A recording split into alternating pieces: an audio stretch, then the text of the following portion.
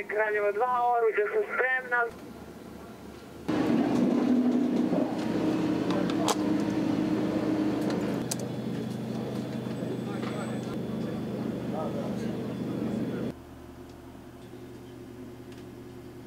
Komandir baterije vrši rasporedu ciljeva i zbog male daljine.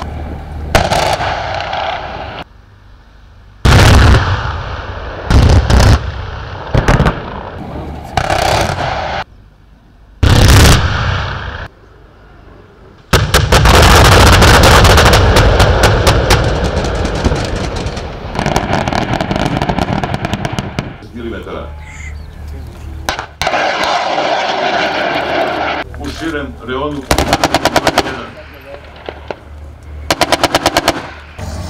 oklopno-identifikacijska četa te oklopno-identifikacijski automobil BR-2MS namenjen je za izbijanje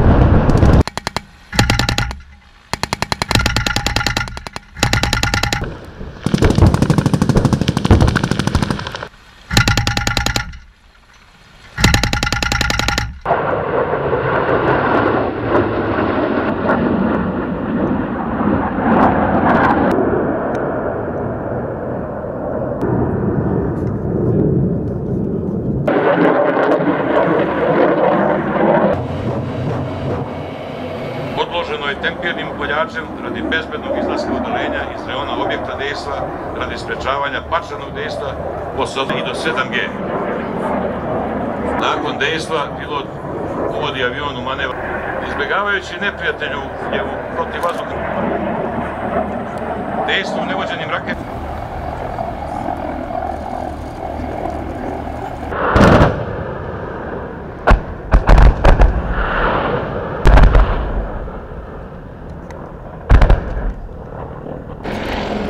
Po dobijanju podataka o pregrupisavanju neprijateljskog vozila, angažman više namenski helikopteri namenjeni za prevoženje opreme ljudstva.